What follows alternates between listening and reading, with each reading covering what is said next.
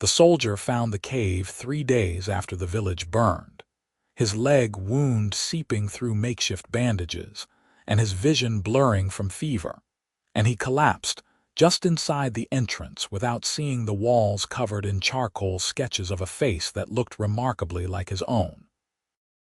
Samuel Dorset woke to darkness and the smell of herbs. His leg throbbed with a pain that felt almost clean, as if someone had tended it properly. He tried to sit up, but his body refused, every muscle screaming in protest. A waterskin pressed against his cracked lips, and cool liquid trickled into his mouth. He drank gratefully, his eyes adjusting enough to see a shape moving in the dim light filtering from the cave entrance, green skin, tusks gleaming white against dark lips, pointed ears twitching slightly as she concentrated on her task. Samuel jerked back, his hand reaching instinctively for a sword that was not there. The orc woman froze, the waterskin still in her large hands. They stared at each other for a long moment, her amber eyes wide and wary. "You are awake," she said finally, her voice deeper than a human woman's but not harsh. She spoke the common tongue with careful precision. "Your wound was infected. I cleaned it." Samuel's military training warred with his delirium. Orcs were the enemy. Orcs had raided border villages for generations. Orcs killed humans without mercy. But this orc woman had apparently saved his life. "Why?" he managed to croak. She set the waterskin down and moved back, giving him space. In the better light he could see she was young, perhaps close to his own 23 years, with black hair braided back from her face. She wore simple leather clothing, practical and worn. Her build was strong but not bulky, her movements careful and deliberate. "You were dying," she said simply. "I could not walk past." "Your people burned my village," Samuel said, though even as he spoke he realized he had no proof. He had been riding patrol when he saw the smoke, had arrived to find everything already in flames. He had been hit by something, an arrow or thrown spear, as he tried to help survivors escape. Everything after that was confused fragments of pain and smoke. The orc woman's expression tightened. "My clan did not. We do not raid anymore, but I understand if you do not believe me."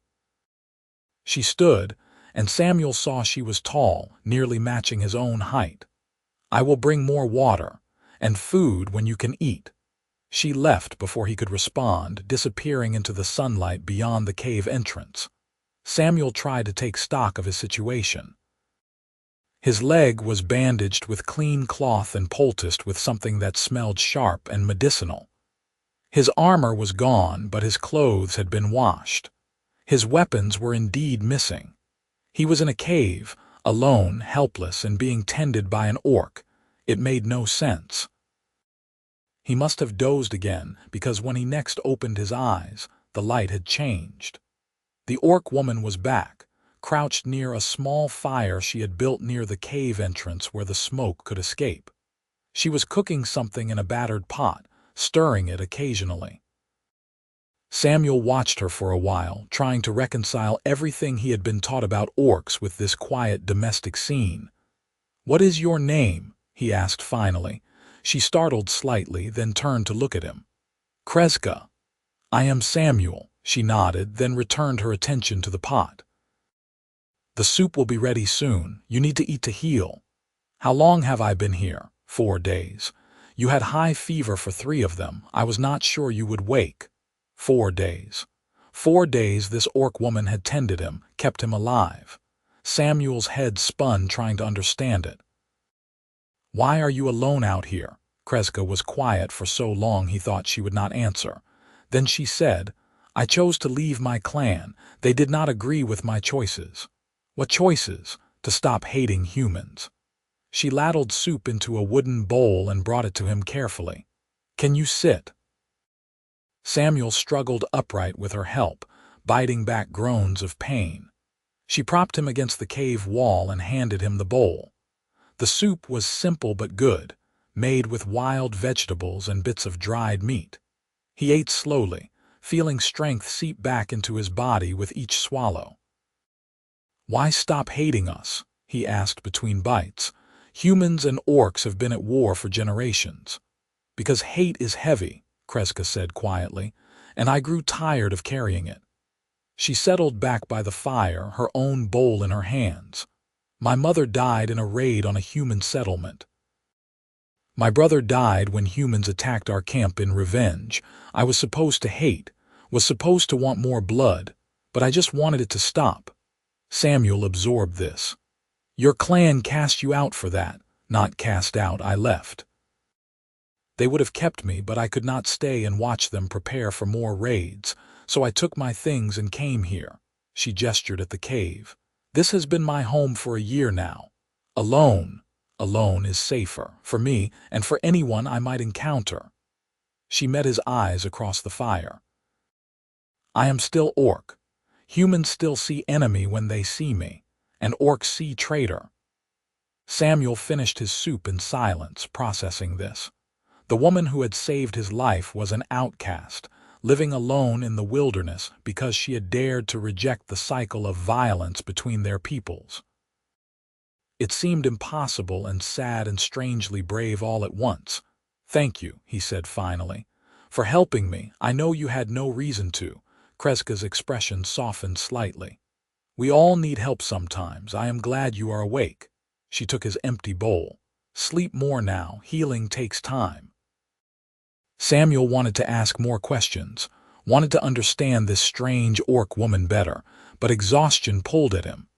His eyes drifted closed and he slept. The days that followed took on a quiet rhythm. Samuel's fever broke and did not return. His leg began to heal, though it would be weeks before he could walk properly. Krezka tended him with careful efficiency, changing his bandages, bringing him food and water, helping him with the undignified necessities of his helpless state. She never complained, never seemed impatient with his weakness. In return, Samuel began to talk. At first it was just small things, comments about the weather or the food. But gradually he found himself telling her about his life, about growing up in a small farming community near the border, about joining the militia because it seemed like the right thing to do, the way to protect his home, about the friends he had made in service, the battles he had survived, about his younger sister who had married a blacksmith and made him an uncle twice over. Krezka listened to all of it, her amber eyes focused and attentive. She rarely interrupted, but when she did, her questions were thoughtful. She seemed genuinely interested in his stories, in understanding his human life. "You have anyone waiting for you?" she asked one evening as they shared a meal. "A wife? Betrothed?" "No," Samuel said. "There was a girl once, but she married someone else while I was away. It is difficult to build a life when you are always preparing for the next battle." "Yes," Krezka said quietly. "War takes many things from us." "What about you?" Samuel asked. "Did you leave anyone behind when you left your clan?" Something flickered across her face, too quick to identify. "No, I had no mate. The males of my clan were all warriors, all hungry for glory in battle. I did not want that life." "What do you want?" She looked at him for a long moment, then smiled slightly. It transformed her face, softening the harsh angles and making her tusks seem less intimidating. "Peace. A garden, maybe, to wake each day without fear or anger. Simple things." "Those are not simple at all," Samuel said. "Those are everything." As his strength returned, Samuel began to explore the cave more. It was larger than he had initially realized, with several chambers branching off from the main area. Krezka had made a home here, humble but organized. She had a sleeping area with furs and blankets, a storage area where she kept preserved foods and supplies, a working area where she crafted tools and prepared medicines. And then he found the chamber at the very back of the cave. Samuel had wandered there while Krezka was out hunting. using a stick as a crude crutch to support his healing leg. He rounded a corner and stopped, his breath catching in his throat. The walls were covered in drawings. Dozens of them, maybe hundreds. All done in charcoal, all of the same subject, him. Samuel stared at the sketches, his heart pounding. There were studies of his face from different angles. His profile, his eyes, his hands. Full figures of him sitting, standing, lying down. Some were rough and quick, as if she had been capturing a fleeting impression. Others were detailed and careful, showing every line and shadow of his features. She had been drawing him while he slept, while he ate, while he healed. Over and over again, filling the walls with his image. Samuel did not know what to think, did not know what to feel. He heard footsteps behind him and turned to see Krezka standing at the chamber entrance. She had frozen when she saw where he was, her face flushing darker green with what could only be embarrassment. "I can explain," she said quickly. "Please do," Samuel managed. Krezka stepped into the chamber slowly, not meeting his eyes. "When you first arrived, you were barely alive. I thought you would die, but your face, even sick and hurt, it was." She struggled for words. "I had never really looked at a human face before, not without fear or anger, and yours was peaceful even in fever. Beautiful.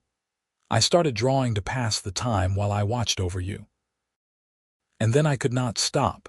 She finally looked up at him, her amber eyes vulnerable in a way he had never seen. "I know it is strange, wrong maybe. You are human and I am orc, and I should not." She took a breath. "I will stop. I am sorry if it disturbs you." Samuel looked at the drawings again, seeing them with new understanding. This was not the idle work of boredom. This was study. This was fascination. This was something deeper that neither of them had been willing to name. "When I was a boy," he said slowly, "my mother had a book of songs and poems. One of them talked about how love begins with seeing, really seeing someone not as a type or category but as themselves, individual and unique." He turned back to Krezka. "I think you see me." "Maybe better than anyone ever has, Samuel," she whispered. "I see you too," he continued. "Not orc, not enemy, just Krezka, brave and kind and lonely and strong. I see you." The silence stretched between them, heavy with things unsaid. Then Krezka turned and fled from the chamber, leaving Samuel alone with his face repeated endlessly across the walls. That night they barely spoke. Krezka busied herself with tasks that did not need doing, avoiding his eyes. Samuel watched her move around the cave, this woman who had saved his life, who had drawn him obsessively, who had somehow become important to him in ways he was only beginning to understand. "Krezka," he said finally, when she had run out of things to fidget with. "Talk to me." She sat down by the fire, her shoulders tense. "What do you want me to say? The truth. Whatever you are feeling," she laughed, but it was not a happy sound. "I am feeling confused and frightened, and something else I do not have a word for." She looked at him across the flames. "You are human. I am orc. Even if we both wanted something, which I am not saying we do, it could never work. Your people would hate you for it. Mine would kill us both. So we are trapped by what other people think." "Yes," she said simply. "That is the world we live in." Samuel shifted, his leg aching. "What if we are not? What if we chose differently?" "Samuel, do not be foolish. I am being serious." He leaned forward. "You left your clan because you wanted peace instead of war. That took courage. I nearly died because I was trying to save people from burning buildings instead of chasing whoever set the fires. We are both people who try to do the right thing even when it is hard. Why is this different?"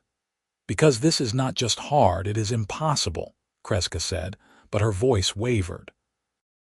"You did not think I would survive when you found me, but you tried anyway. Impossible things happen, Krezka." She shook her head, but he saw the conflict in her face, the want and the fear warring with each other. "I need to think," she said finally, and retreated to her sleeping area, pulling a hide curtain across the entrance for privacy. Samuel lay awake for a long time, staring at the cave ceiling and wondering if he had just ruined everything. But he could not take the words back, and he found he did not want to. Something had shifted between them when he saw those drawings. Something had been acknowledged that could not be unacknowledged. In the morning, Krezka was quiet but not cold. She helped him with his exercises, supporting his weight as he tried to put pressure on his healing leg. Her hands were gentle and strong, and Samuel found himself acutely aware of every place they touched.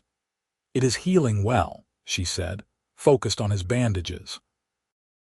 "Another week and you will be able to walk with a cane. 2 more and you should be able to travel." "And then I leave," Samuel said, Krezka's hands stilled. "Yes, you will want to return to your people. Find out what happened to your village, to your sister and her family. And you will be alone again." "I am used to alone." "That does not mean it is good," Samuel said. He waited until she looked up at him. "Come with me." "Samuel, no." "Why not? You do not want to spend your life hiding in a cave. You said you wanted peace, a garden. You could have those things." "Not with humans," Krezka said. "They would never accept me, would never trust me, you know this." "Some would not," Samuel admitted, "but some might, and we would not have to stay near the border. There are places inland, mixed settlements, frontier towns where people are too busy surviving to care about old prejudices." Krezka pulled away from him, standing up and pacing to the cave entrance. She stood there with her back to him, her shoulders tight. "You do not know what you are asking."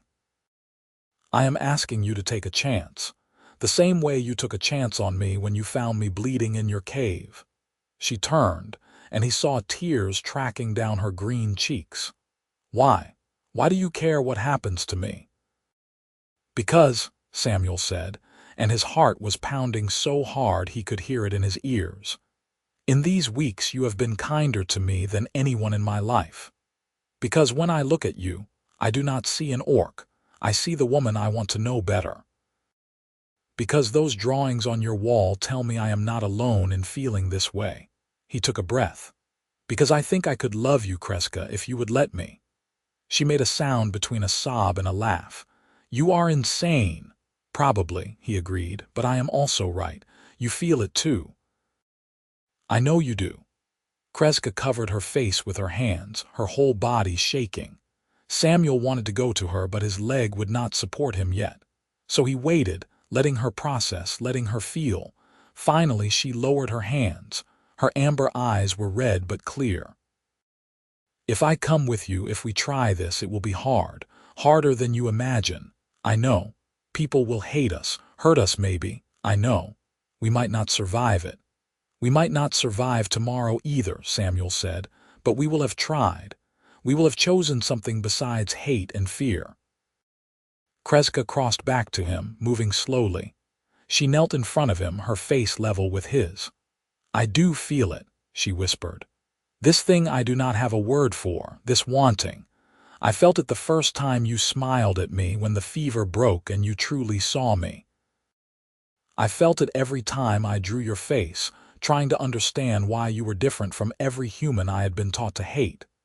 She reached out and touched his cheek gently, reverently. "I am so afraid, Samuel." "Me too," he said, covering her hand with his. "But maybe we can be afraid together." She leaned in slowly, giving him time to pull away.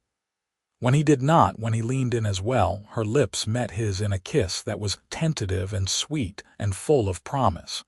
Her tusks pressed against his upper lip, but not painfully. She tasted like the herbs she chewed to clean her teeth. Her hand cradled his face like he was something precious. When they finally parted, both were breathing hard. Krezka rested her forehead against his, her eyes closed. "Together," she whispered. "We will try together." The next 2 weeks passed in a strange mixture of healing and planning. Samuel's leg grew stronger each day, and Krezka began preparing for their departure. She packed supplies, dried meat and gathered herbs, made sturdy traveling packs from leather. She taught him about the wilderness survival skills she had learned, how to identify safe water sources and edible plants, how to move quietly through the forest. And in the quiet moments, they learned each other. Krezka told him about her childhood in the Orc clan, about her mother who had been a storyteller and her brother who had been her closest friend. About the day she had realized she could not follow the path of violence anymore, that something in her rejected the whole cycle of raid and revenge. Samuel told her about his father who had died when he was young, about growing up helping his mother run their farm, about joining the militia not because he wanted glory, but because he wanted to protect the peaceful life his mother had built, about the strange guilt of being a soldier, of knowing that his protection of some meant violence toward others. "You regret it?" Krezka asked one evening. "Becoming a soldier, sometimes," Samuel admitted, "but I also saved lives, protected people who could not protect themselves." "I think both things can be true. I can regret the violence while still believing the protection mattered." "That is very wise," Krezka said softly. "Or very confused," Samuel said with a slight smile. "Maybe wisdom is being comfortable with confusion," Krezka said. "Knowing that the world is not simple, that we are not simple." They grew more comfortable with physical affection as well. Krezka would sit close to him in the evenings, her shoulder pressed against his. Samuel would take her hand as they talked, marveling at how her large fingers intertwined with his. They kissed sometimes, slow and exploratory, learning the contours of each other's mouths. There was desire there, simmering beneath the surface, but both seemed content to let it build slowly. They had time. One afternoon, Samuel ventured back to the drawing chamber with Krezka's permission. He studied the sketches in the better light, seeing new details he had missed before, the care and attention in every line. The way she had captured not just his features but his expressions, his moods. "You are very talented," he said when Krezka joined him. "These are beautiful." She looked embarrassed but pleased. "I always liked to draw. My mother encouraged it, but the clan did not value such skills." "Warriors do not need art." "Everyone needs art," Samuel said. "It is what makes us more than just creatures surviving. It is what makes us people." Krezka was quiet for a moment, then said, "I have something for you." She reached into her tunic and pulled out a piece of bark, carefully worked smooth. On it she had drawn his face, just his face, in exquisite detail. It was small enough to fit in a hand, portable. "So you can see yourself as I see you," she said. "Strong and kind and beautiful." Samuel took the bark carefully, his throat tight with emotion. "Thank you," he managed. "I will treasure this." "I have been thinking," Krezka said slowly. "If we do this, if we leave here together, we will need a story.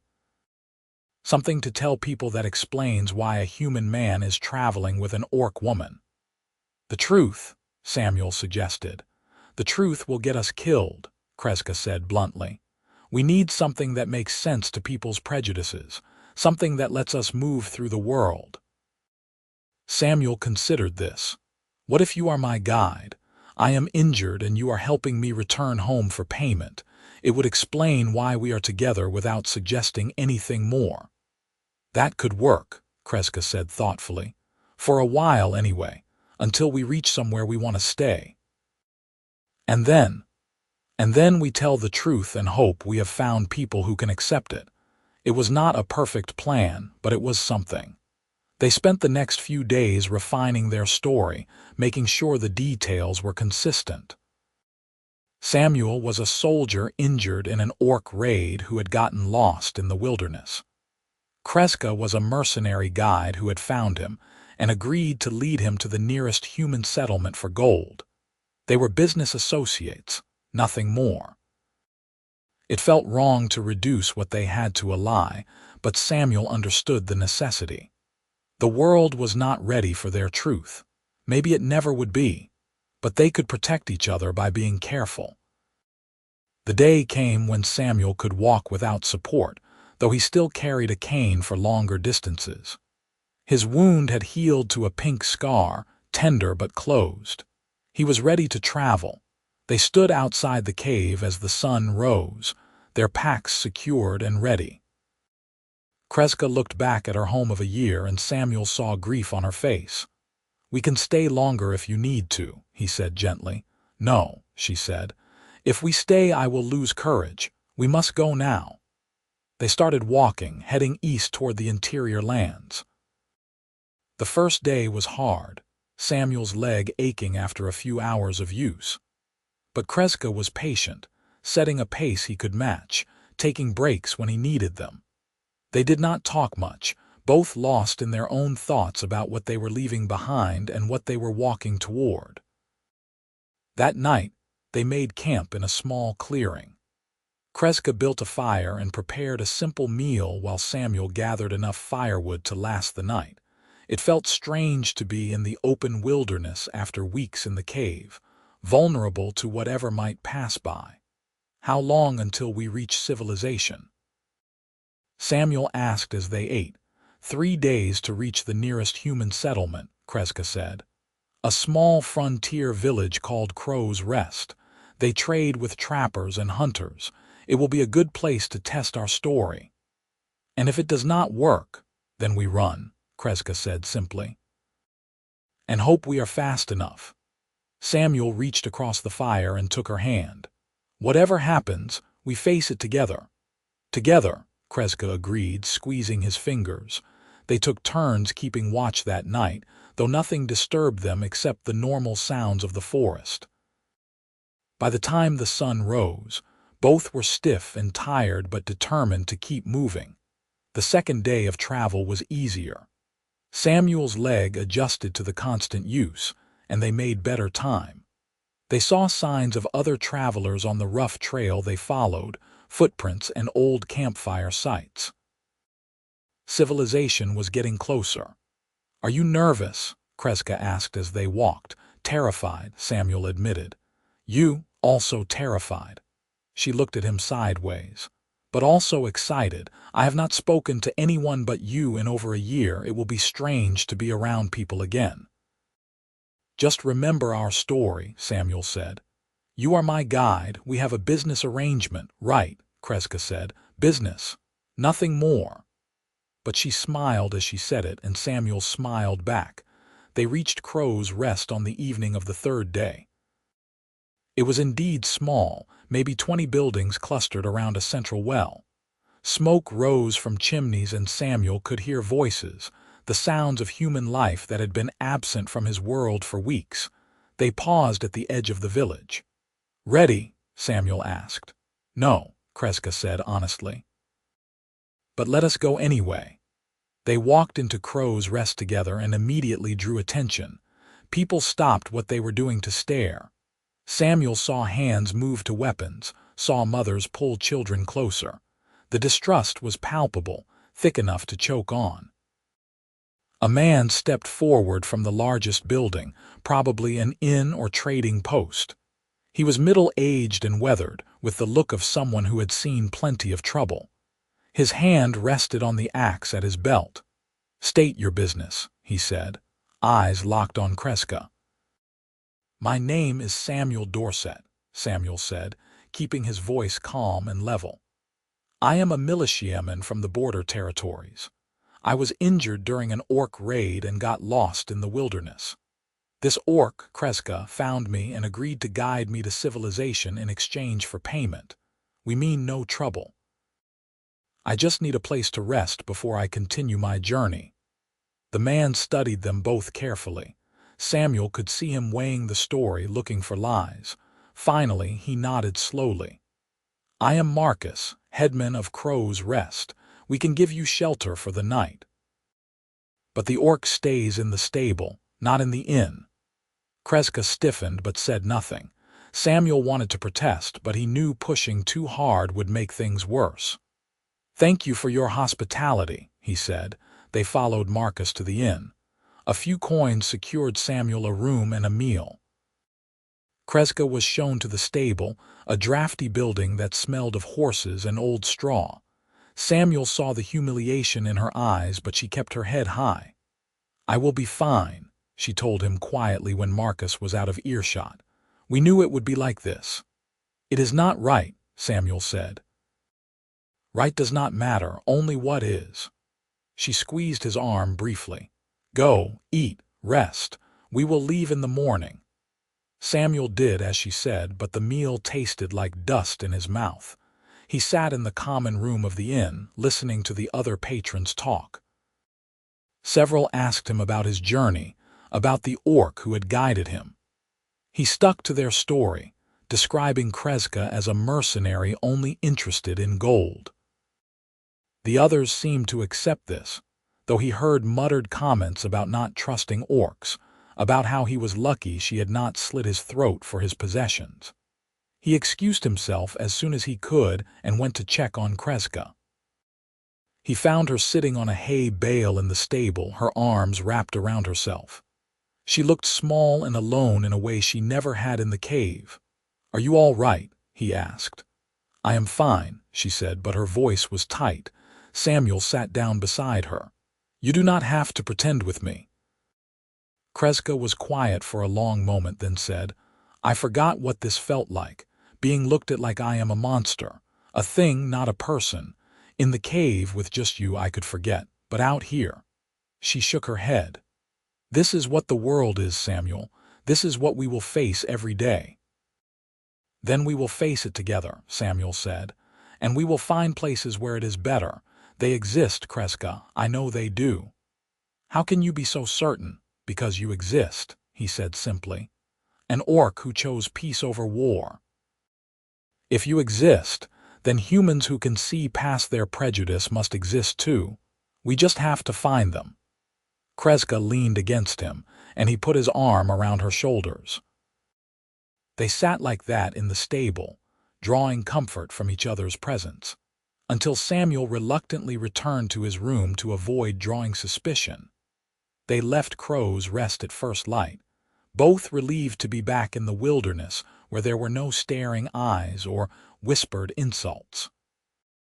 They traveled east for another week, stopping at 2 more small settlements where the same pattern repeated. Samuel as the injured soldier, Krezka as the mercenary guide, and both treated with suspicion and barely concealed hostility. By the time they reached the town of Millbrook, Samuel was exhausted from maintaining the lie and Krezka was withdrawing into herself, speaking less and avoiding eye contact with anyone but him. The constant rejection was wearing on both of them. Millbrook was larger than the previous settlements, a proper town with multiple shops and a real inn. Samuel secured them rooms, pleased that this time the innkeeper did not insist Krezka sleep in the stable. She still charged extra for housing an orc, but it was progress. That evening Samuel sat in their small shared room, watching Krezka stare out the window at the street below. She had been quiet all day, barely speaking even to him. "Talk to me," he said gently. "What is there to say?" Krezka asked. "You were right that we could travel together. You were wrong that it would get better. It has only been 2 weeks. And in 2 weeks I have been treated like a dangerous animal everywhere we go. You have been treated as a fool for trusting me." She turned to face him. "Maybe this was a mistake, Samuel. Maybe I should go back to my cave and you should go on to find your sister." "No," Samuel said firmly. "Absolutely not." "Why are you so stubborn about this?" Krezka's voice rose with frustration. "What do you think will happen?" "That we will find some magical place where humans and orcs live in harmony." "That place does not exist." "Maybe not," Samuel admitted. "But I do not need a perfect place. I just need a place where we can be together, where we can build something. Even if it is small, even if it is just us." He stood and crossed to her, taking her hands. "I am not giving up on this on you, not because people are cruel and stupid." "Samuel," she whispered, and there were tears in her eyes again. "I love you," he said, the words coming easily now. I have loved you since I saw those drawings, maybe even before. And I know you love me too. I know because you saved me when you had no reason to, because you draw my face when you think I am not looking, because you look at me like I am something precious." He cupped her cheek. "That is enough. That is everything." Krezka kissed him then, fierce and desperate. Samuel pulled her close, feeling her strong arms wrap around him. They had kissed before, but this was different, charged with new intensity. When they finally broke apart, both were breathing hard. "I do love you," Krezka said. "I am sorry I doubted us." "You did not doubt us," Samuel said. "You doubted the world, and honestly, the world deserves doubt, but we do not have to let the world define what we are." They held each other as the light faded outside, drawing strength from their connection. Tomorrow they would keep traveling, keep searching for a place they could make their own. But tonight they had this room, this moment, this love that neither had expected to find. The next morning Samuel decided to visit the local militia office. He needed to find out what had happened to his village, to his sister and her family. Krezka wanted to stay behind, but he insisted she come with him. "I am not hiding what you are to me," he said. "Not anymore. Samuel, that is not wise." "Probably not," he agreed, "but I am tired of lying. Let people think what they want." The militia office was a sturdy building near the town center. Inside, a grizzled sergeant sat behind a desk covered in papers and maps. He looked up when they entered, his expression going from bored to wary in an instant. "Help you?" he asked. "My name is Samuel Dorset. I am a militiaman from the border territories. My village was burned several weeks ago and I need information about survivors." The sergeant's expression shifted to something more sympathetic. "Which village?" "Green Hill." The sergeant shuffled through his papers, pulling out a report. "Green Hill, yes, bad business. Orc raid burned most of the buildings." He glanced at Krezka, who stood stoically at Samuel's side. "Interesting choice of companion." "She saved my life," Samuel said. "Now the survivors." The sergeant returned his attention to the report. Most of the villagers escaped to the neighboring settlement of Riverside. A few casualties, but not as bad as it could have been. Your militia company pursued the raiders but lost them in the wilderness. You have a list of the survivors. The sergeant handed him a paper. Samuel scanned it quickly, his heart pounding. There, near the bottom, he found what he was looking for. Sarah Felton, husband James Felton, children Emily and Matthew. His sister's family was alive. Relief flooded through him so powerfully he had to steady himself against the desk. "Thank you," he managed. "Riverside is about a week's travel northeast," the sergeant said. "Safe roads most of the way." He hesitated, then added, "about the orc. You might want to reconsider bringing her to Riverside. Folks there just lost their neighbors to a raid. Feelings are running high." "She had nothing to do with that raid," Samuel said firmly. "I believe you," the sergeant said, "but they might not. Just be careful." Outside, Krezka was quiet as they walked back to the inn. "You found your sister," she finally said. "That is good." "Yes," Samuel agreed, "but the sergeant was right about one thing. Taking you to Riverside could be dangerous. Then I will wait somewhere nearby while you visit your family." "No," Samuel said. "You are coming with me. I am just going to have to prepare them first." He took her hand, not caring who saw. "I am going to tell my sister the truth, about you, about us. She deserves to know. Samuel, she will not accept it." "Maybe not at first," he admitted. "But Sarah is a good person. If I explain everything, if she meets you properly, I think she will understand. I have to believe that." They spent 2 more days in Millbrook, resting and gathering supplies for the journey to Riverside.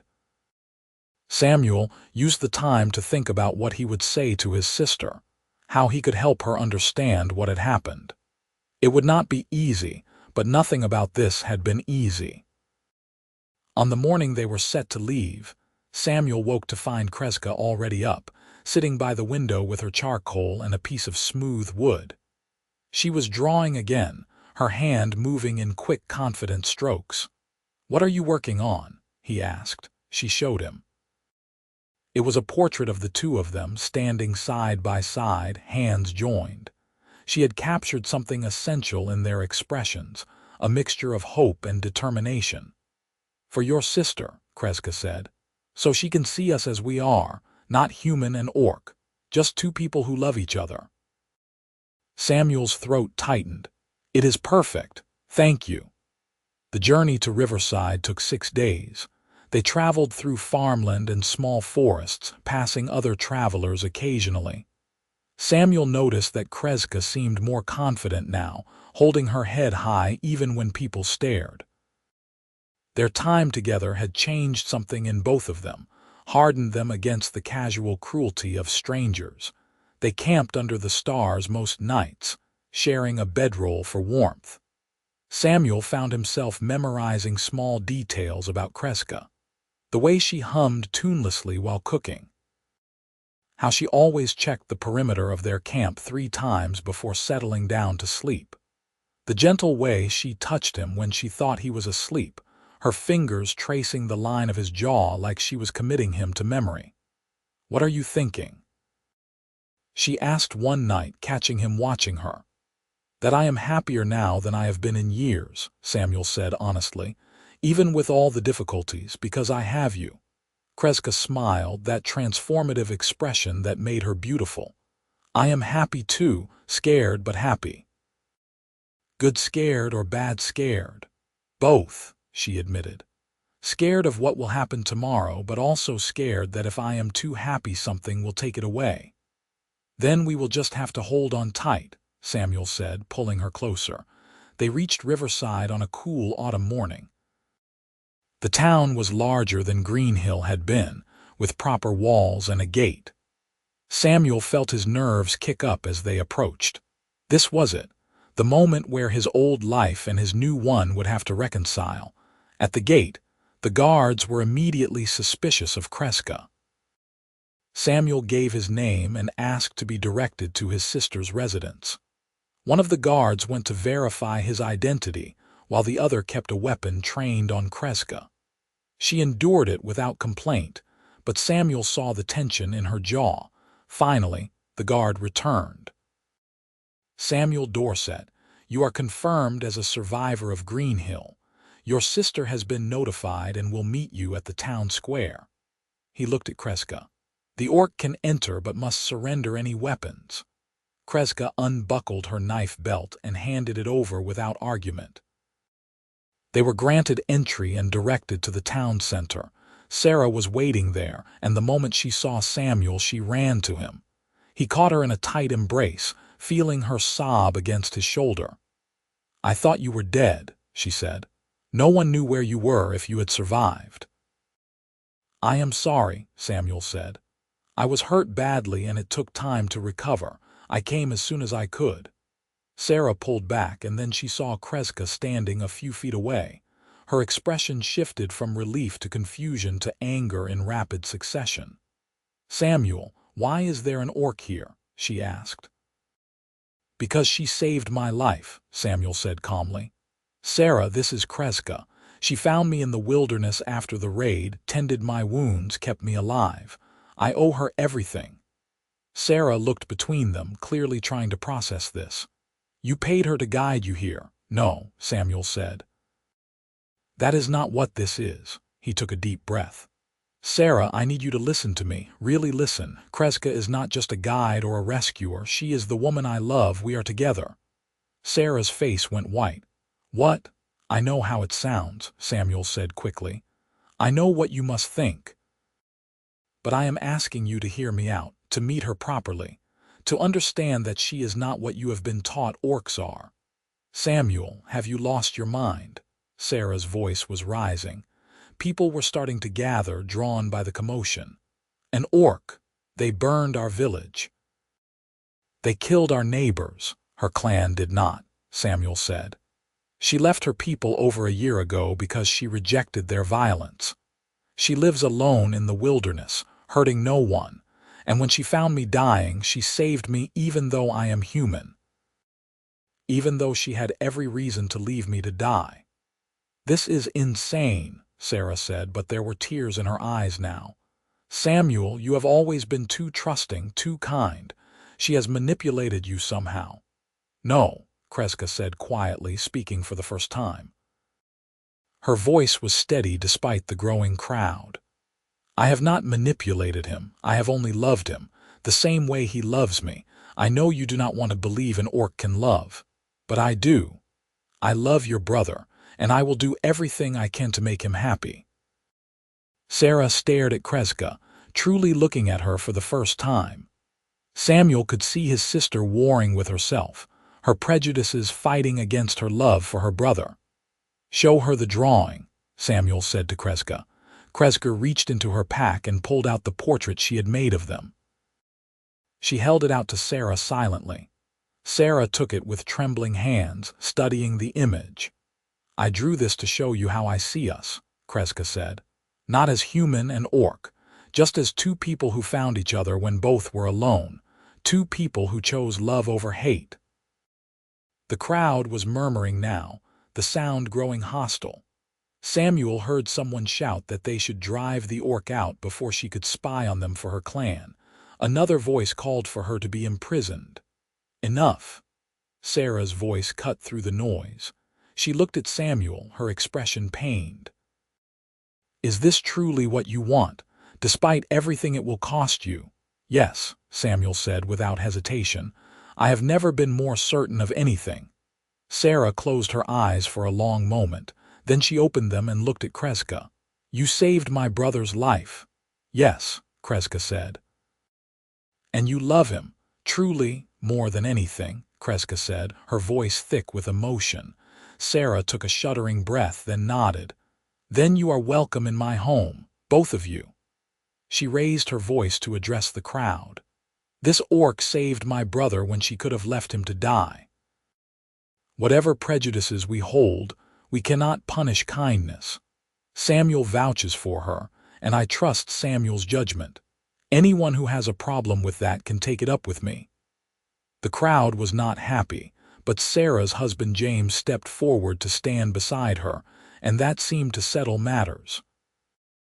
People dispersed slowly, casting dark looks at Krezka but not openly challenging Sarah's declaration. Sarah led them to her home, a modest house on the edge of town. Inside, her children ran to greet their uncle, too young to understand the significance of the orc woman with him. Samuel picked up his niece and nephew, feeling a swell of love and relief that they were safe. That evening, after the children were in bed, the four adults sat around the kitchen table. James had been quiet but watchful, and now he spoke for the first time. I will be honest, he said. This makes me uncomfortable. I have fought orcs, lost friends to orc raids. Trusting one feels wrong. I understand, Samuel said. I felt the same way at first, but Krezka is not like the orcs you fought. She rejected that way of life. Why should we believe that? James asked. How do we know this is not some kind of trick? Because if it was a trick, she could have killed me a dozen times over when I was helpless in her cave, Samuel said. Because she has had nothing to gain from helping me except hardship and hatred. Because she saved my life when she did not have to. Krezka had been silent through the meal, her posture tense. Now she spoke. I cannot give you proof, she said quietly. I can only give you my word. I mean no harm to you or your family. I want only to be with Samuel, to build a life with him if he will have me. If that is not enough, then I will leave. I will not be the cause of division in his family. No, Samuel said firmly. You are not leaving. Sarah reached across the table and took Krezka's hand. The orc woman looked shocked by the gesture. My brother is the best man I know, Sarah said. If he says you are worthy of love, then I believe him. This will take time for me to adjust to, but I am willing to try. For Samuel's sake and for yours. Krezka's eyes filled with tears. Thank you, she whispered. The conversation went late into the night, Samuel explaining everything that had happened since the raid. Sarah and James asked questions, some challenging, some genuinely curious. Krezka answered honestly, telling them about her life in the clan, her reasons for leaving, her year of solitude. By the time they finally went to bed, there was not acceptance exactly, but there was a beginning. A crack in the wall of prejudice that could maybe, slowly, be widened. Samuel and Krezka were given a small room in the attic. It was humble but private, more space than they had had since leaving the cave. They lay together on the narrow bed, holding each other in the darkness. "Your sister is brave," Krezka said. "Standing up for us like that." "She is," Samuel agreed. "But it was not just bravery, it was love. She loves me enough to try to see past her fear." "I hope I can earn her trust," Krezka said. "And James's. I do not want to be the thing that breaks your family." "You could never be that," Samuel said. "You are the thing that saved my life. That gave me a reason to keep living. My family will see that eventually." They stayed in Riverside for 2 months. It was not easy. Many townspeople remained hostile to Krezka's presence, and there were incidents. Someone threw a rock at her in the market, hitting her shoulder. A group of young men followed them through the streets one night, making threats until James intervened. The local pastor refused to let Krezka attend services, declaring that orcs had no souls to save. But there were small victories too. Sarah's children quickly grew attached to Krezka, who told them stories and carved wooden toys with skill. Several of the women in town began to cautiously greet her, especially after she helped deliver a baby during a difficult birth, her steady hands and knowledge of herbs proving invaluable. The blacksmith hired her to help in his forge after seeing how strong she was, and paid her fairly for her labor. Samuel, meanwhile, worked with his brother-in-law in his carpentry shop. The physical labor helped his leg complete its healing, and he found he enjoyed building things, creating rather than destroying. In the evenings, he would return home to find Krezka helping Sarah with the children or preparing dinner, and the domesticity of it made his heart ache with happiness. But as winter approached, Samuel knew they could not stay. Riverside was Sarah's home, but it would never truly be theirs. Too many people here could not see past Krezka's green skin and tusks. They needed to find their own place. He discussed it with Krezka one night as they lay together. "What do you think about moving on in the spring, finding somewhere we can truly start fresh?" "Where would we go?" Krezka asked. "Farther inland," Samuel said, "away from the border territories. I have heard of settlements in the western mountains where people are too busy with their own survival to care about old prejudices. Mixed communities of humans, orcs, even dwarves and elves. Places where we could just be ourselves." "That sounds like a dream," Krezka said wistfully. "Then let us chase it," Samuel said. "Together." They began making plans. Samuel worked extra hours at the carpentry shop, saving money for the journey. Krezka took on additional work at the forge and as a midwife, building a small reserve of coin. Sarah was sad to hear they were leaving but understood. "I will miss you," she told Samuel, "but I want you to be happy, and if that means going somewhere you do not have to fight for every scrap of acceptance, then you should go." "Thank you," Samuel said, "for everything, for believing in us." "I am still learning to understand it," Sarah admitted. "But I can see that you love each other, that you make each other happy. That has to count for something." Winter passed slowly. Samuel and Krezka spent long evenings by the fire, making plans and dreaming of their future. Krezka taught Samuel more about wilderness survival, about tracking and hunting and reading the weather. Samuel taught Krezka to read and write in the common tongue, something she had never learned in her clan. They grew closer, more intimate, learning every detail of each other's bodies and hearts. When spring finally came, they were ready. They said their goodbyes to Sarah's family, promising to send word when they were settled. The children cried, clinging to Krezka's legs. She lifted them both in her strong arms, holding them tight. "Be good for your mother," she told them. "And remember that people are not always what they seem. Judge by hearts, not appearances." James shook Samuel's hand. "Take care of each other," he said. "And if you ever need help, you know where to find us." Sarah hugged them both, her eyes wet with tears. "I am proud of you," she told Samuel. "You taught me that love matters more than prejudice. I will not forget that." Then Samuel and Krezka left Riverside, heading west toward the mountains and whatever future awaited them. They traveled for weeks, through forests and across rivers, slowly leaving the familiar territories behind. The farther they went, the more the landscape changed. The air grew crisper, the trees taller, the mountains looming larger on the horizon. They passed through several towns, and Samuel noticed that people seemed less concerned about Krezka's presence here. Orcs were more common in these western regions, often working alongside humans in mines or logging camps. They still drew some stares, but the hostility was less pronounced.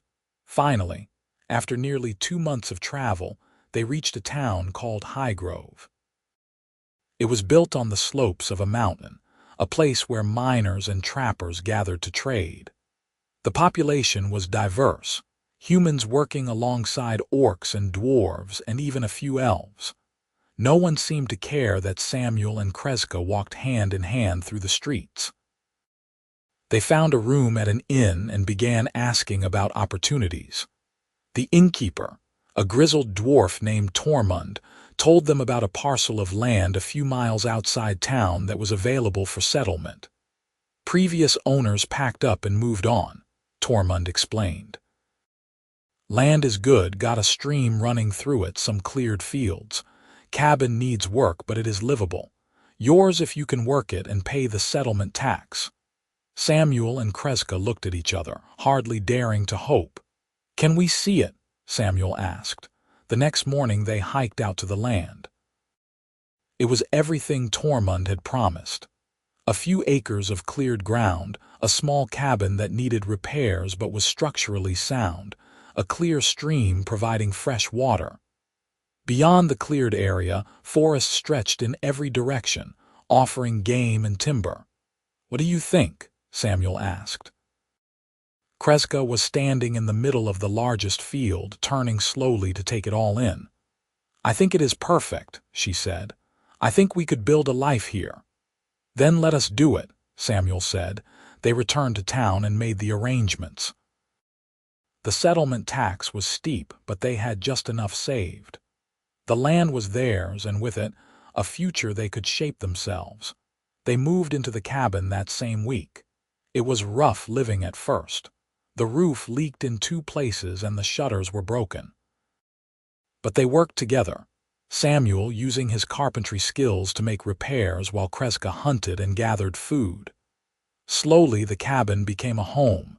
As spring turned to summer, they planted a garden in the cleared field. Krezka had not been joking when she said she wanted to grow things. She worked the soil with patient determination, and soon they had rows of vegetables sprouting. Samuel built them a proper barn and started talking about getting chickens, maybe a goat or 2. They fell into a rhythm, their days filled with work but also with quiet moments of happiness. Samuel would often find Krezka drawing in the evenings, her charcoal and wood collection growing. She filled their cabin with art, drawings of the mountains and forest, of animals she observed, of Samuel at work. And Samuel, in turn, found himself happier than he had ever been. This life they were building together, this partnership of labor and love, it was everything he had never known he wanted. One evening in late summer, as they sat on their small porch watching the sun set behind the mountains, Samuel took Krezka's hand. "Marry me," he said. Krezka turned to stare at him. "What, marry me?" he repeated. I know there are no laws that recognize marriage between humans and orcs. I know many people would say it is not real, but I do not care about them. I care about you, about us.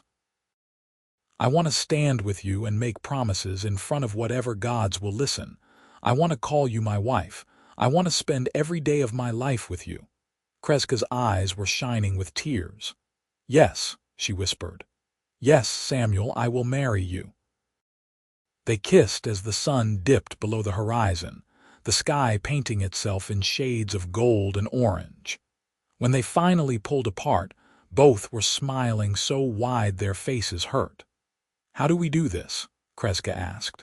"If there are no laws, no priests who will perform the ceremony." "We make our own ceremony," Samuel said. "We say our vows to each other and we mean them. That is all that matters." They chose the autumn equinox for their wedding day. In the field behind their cabin, they built a simple arch from branches and decorated it with late blooming wildflowers. Krezka wore a dress she had sewn herself, simple but beautiful. Samuel wore his best clothes, freshly washed and mended. They invited only Tormund from the inn, who had become a friend, and an elderly human woman named Martha who lived nearby and had welcomed them to the community. The witnesses stood at a respectful distance as Samuel and Krezka faced each other under the arch. "I do not know the proper words," Samuel said, taking her hands, "so I will speak from my heart. Krezka, you saved me in every way a person can be saved. You healed my body when it was broken. You gave me hope when I had none. You taught me that love is stronger than hate, that courage is choosing compassion even when the world tells you to choose fear. I promise to stand by you in all things, to work beside you, to dream with you, to love you until my last breath. You are my home, my partner, my heart." Krezka was crying openly now, but her voice was steady. "Samuel, I thought I would spend my life alone. I thought I had given up too much when I left my clan, that peace meant solitude. But then you came into my life, and you showed me that peace is not about being alone. It is about being with someone who sees you truly, who loves you completely. You gave me a future I never dared imagine. I promise to cherish you, to protect you, to build a life with you full of joy and meaning. You are my choice, my love, my everything."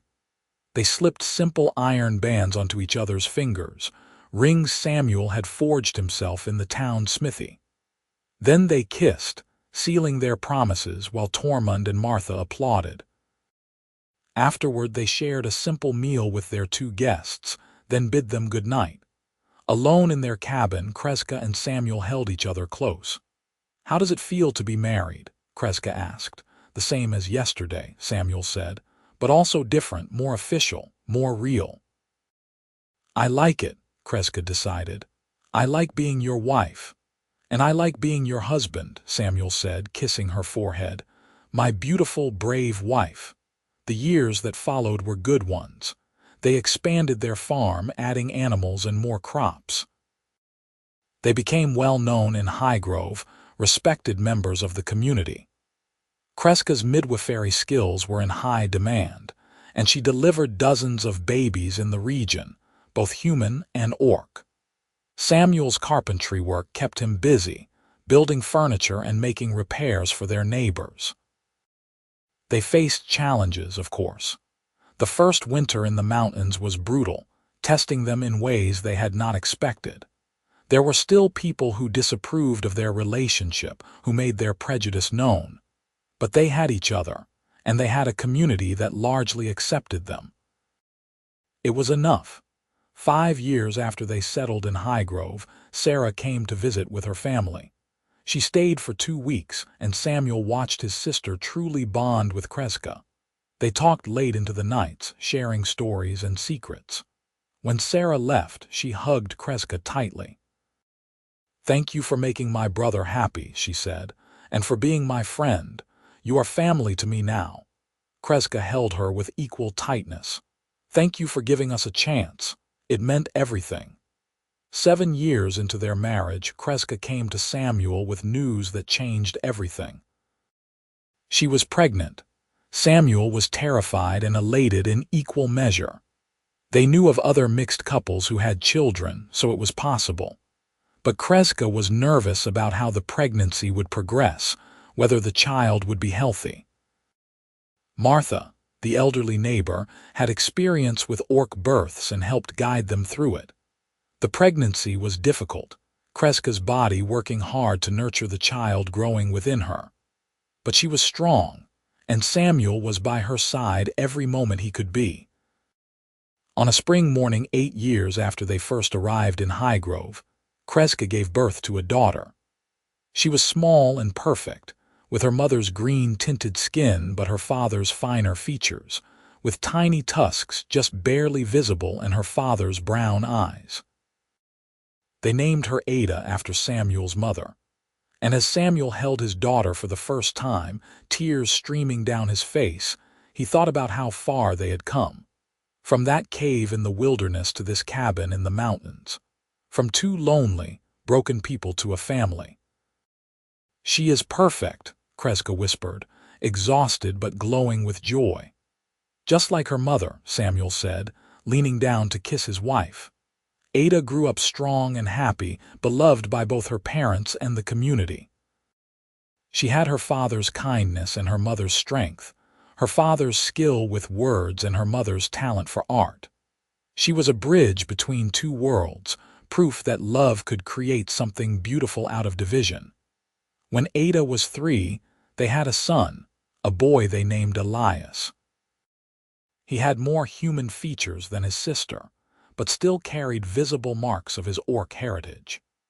Both children grew up knowing they were loved fiercely, knowing their very existence was an act of defiance against those who said humans and orcs could never be family.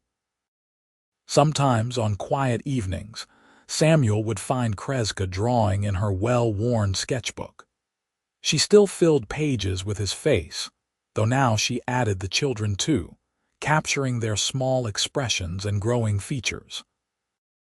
"You still draw me," he said one night, looking over her shoulder at yet another portrait of him. "Always," Krezka said.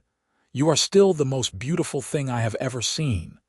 Even with the gray in my beard and the lines around my eyes, especially then," Krezka said. "They show a life well lived, a life of love and joy." Samuel pulled her close, breathing in the familiar scent of her.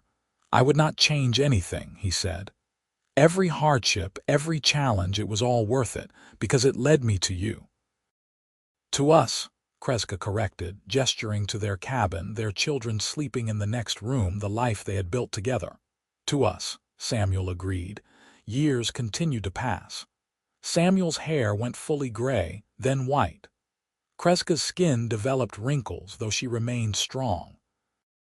They watched their children grow into remarkable adults. Ada became a healer like her mother, serving the community with skill and compassion. Elias took after his father, becoming a master carpenter whose work was sought throughout the region. Both children married, Ada to an orc man who loved her fierce spirit, Elias to a human woman who saw past his mixed heritage to the kind man beneath. And in time, Samuel and Krezka became grandparents, watching a new generation grow up in a world that was slowly, painfully, learning to accept that love knew no boundaries of race or species. On their 30th wedding anniversary, Samuel and Krezka climbed the hill behind their cabin to watch the sunset. They moved slower now, their bodies showing the wear of 3 decades of hard work. But their hands were still firmly clasped, their love as strong as the day they had pledged themselves to each other. "You remember when we first met?" Samuel asked. "When I woke up in your cave and was terrified of you," Krezka laughed, the sound rich and warm. "You were so frightened. And so sick. I was not sure you would survive the night." "Best decision I ever made surviving," Samuel said. "Best decision I ever made saving you," Krezka countered. They sat in comfortable silence as the sun painted the sky in brilliant colors. Samuel thought about those drawings in the cave, his face repeated over and over on the walls. He had asked Krezka about them once, years ago, and she had confessed that she had drawn him out of fear. Fear that if he died, she would forget what he looked like. Fear that she would lose the first person who had ever really seen her. But he had not died. They had both survived, had built something beautiful and lasting. Their love had created a family, a legacy that would continue long after they were gone. "I love you," Samuel said, the words as easy now as breathing. "I love you too," Krezka replied, leaning her head on his shoulder. "Thank you for finding my cave all those years ago. Thank you for seeing me." "Thank you for saving me," Samuel said, "in every way possible." They sat together on the hill as the stars began to emerge, two souls who had found each other against all odds, who had chosen love over hate, hope over fear. Behind them, their cabin glowed with warm light from the windows. Their children and grandchildren would visit tomorrow, filling the house with laughter and life. But for now, it was just the two of them, Samuel and Krezka, husband and wife, partners in all things. And that was all they needed. That was everything. The sun set completely, darkness settling over the mountains. Samuel and Krezka rose carefully, helping each other stand, and walked hand in hand back to their home, to the life they had built together, one day at a time, one choice at a time. A life that started with drawings on a cave wall and a desperate soldier stumbling into the last place he expected to find salvation. A life that proved every single day that love was always worth fighting for. And they lived, truly and completely, happily ever after.